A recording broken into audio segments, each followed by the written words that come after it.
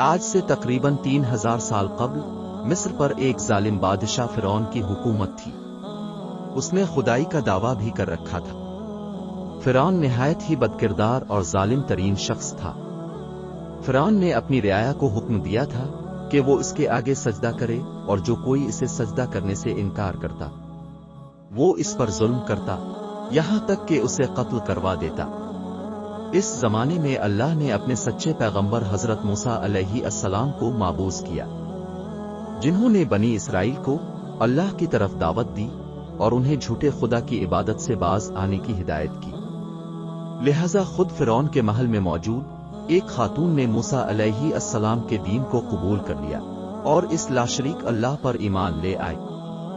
इस खातून का नाम मिशातह था, जो फिरौन के महल में खादमा थी। फिरौन ने इसे अपनी बेटी की खिदमत और काम काज करने पर ममूर किया था। एक दिन खादमा फिरौन की बेटी के बालों में कंघी कर रही थी। कंघी करते हुए इसके हाथों से कंघी गिर पड़ी। वो उठाने लगी तो इसकी जबान से बेसाख्ता बिस्मिल्लाह निकल गया। इस पर शहजादी ने कहा कि तुमने आज अजीब कलमा बोला। रब तो मेरा बाप फिरौन ही है, तो फिर तुमने ये किसका नाम लिया है? उसने जवाब दिया, फिरौन रब नहीं बल्कि रब वो अल्लाह है जो मुझे और तुझे और फिरौन को रोजी देता है। शहजादी ने कहा, अच्छा तो क्या तुम मेरे बाप के सिवा किसी और को अपना रब मानती हो? उसने जवाब दिया, हाँ, मेरा तेरा और तेरे बाप सबका रब अल्लाह ही है। शहजादी ने इस बात की इत्तला अपने बाप को दे दी। वो निहायत ही गजबनाक हुआ और उसने इस बांदी को अपने दरबार में बुलाया।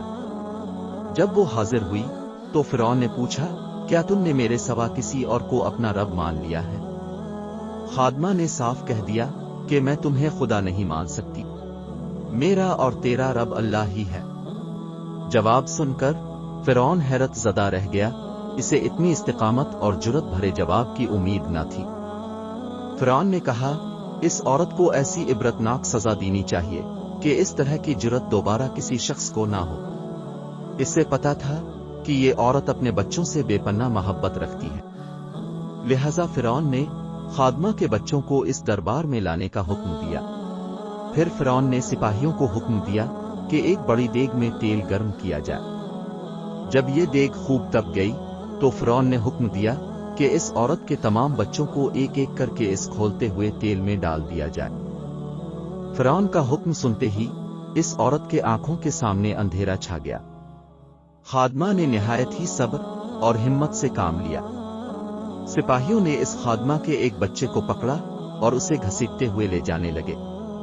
वो बच्चा कभी पुकारते हुए अपनी मां से मदद तलब करता, कभी सिपाहियों से रहम की भीख मांगता, कभी फिरौन की तरफ उम्मीद भरी निगाहों से देखता। खादमा अपने बच्चे की तरफ मोहब्बत भरी नजरों से देख रही थी और इसे अलविदा कह रही थी। चंद लम्हात में बच्चे को खोलते हुए तेल में फेंक दिया गया और कुछ ही लम्हे में इस मासूम की हड्डियां तेल के ऊपर तैरने लगीं। फिरौन ने खादमा की तरफ देखा और कहा, अब इस खुदा को छोड़ दो और मुझे रब मान लो। खातून ने दलेराना नजरों से फिरौन की तरफ देखा और उसे खुदा तस्लीम करने से इनकार कर दिया। फिरौन इस साबित कदमी और हिम्मत को देखकर दंग रह गया। थोड़ी देर में उसके दूसरे बच्चों को भी तेल में डालकर हलाक कर दिया गया। अब सिपाही इस खातून के सबसे छोटे बच्चे की तरफ बढ़े, जो शीरखार और मासूम था। जब सिपाहियों ने इस बच्चे को छीना तो बच्चे ने जोर से चीख मारी। मां का कलेजा मुंह को आ गया और उसे जब्त ना रहा। वो जमीन पर गिर पड़ी और ज़ारो क़तार रोने लगी। वो अजमत वाला लाशरीक खुदा इस औरत पर गुजरने वाली क़यामत से खूब वाकिफ था। लिहाजा अल्लाह की तरफ से एक मौजिज़ा जाहिर हुआ। वो शीरखार बच्चा जो अभी बोल भी ना सकता था, इसकी जबान में बोलने की कुव्वत आ गई। भरे दरबार में बच्चा बोल उठा, ए मेरी माँ तो हक पर है। बेशक दुनिया की सजा आखिरत के अजाब के मुकाबले में बहुत हल्की है। फिरौन के दरबार में मौजूद लोग इस बच्चे की आवाज सुनकर हैरान रह गए, लेकिन उनके दिलों पर लगे कुफ्र के ताले फिर भी ना खोले। कुछ ही देर में इस बच्चे को भी देग में डाल दिया गया। अपने तमाम बच्चों को अपनी आंखों के सामने मारता देखने के बाद इस खादमा का दिल फट पड़ा था। अगर वो चाहती तो अपने मासूम बच्चों को इस दर्दनाक मौत से बचा सकती थी। उसे सिर्फ एक कलमा कुफर पढ़ना था, मगर ये फकत जान बचाने का एक बहाना होता। मगर उसे यकीन था कि इसके रब के पास इसके लिए जो कुछ है वो इस खत्म हो जाने वाली दुनिया से कई ज्यादा है। अब सिपाहियों ने इस खादमा को पकड़ा और धकेलकर इस देग के पास ले गए। खादमा ने फिरौन की तरफ देखकर कहा, रुको, मेरी एक दरखास्त है। ये सुनकर फिरौन को कुछ उम्मीद पैदा हो गई। फिरौन ने कहा, हाँ बताओ, क्या ख्वाहिश है? औरत ने कहा, तुम मेरी और मेरे बच्चों की हड्डियां एक साथ जमा करके एक जगह दफन कर देना।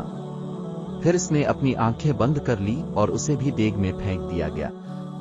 इस वाकया के 2000 साल के बाद हजरत मोहम्मद सल्लल्लाहु अलैहि वसल्लम इस दुनिया में तशरीफ लाए। आपको मेराज के सफर पर ले जाया गया।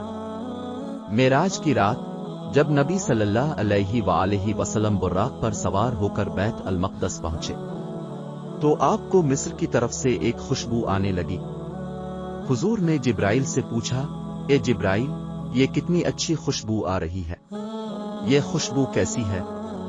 अर्ज की, या रसूल अल्लाह, फिरौन की एक बांधी थी जिसने ईमान की खातिर अपने और अपने बच्चों के जानों का सौदा किया था। जिस दिन उन्हें दफन किया गया, इस दिन से लेकर आज तक यह खुशबू आ रही है और ये क़यामत तक आती रहे।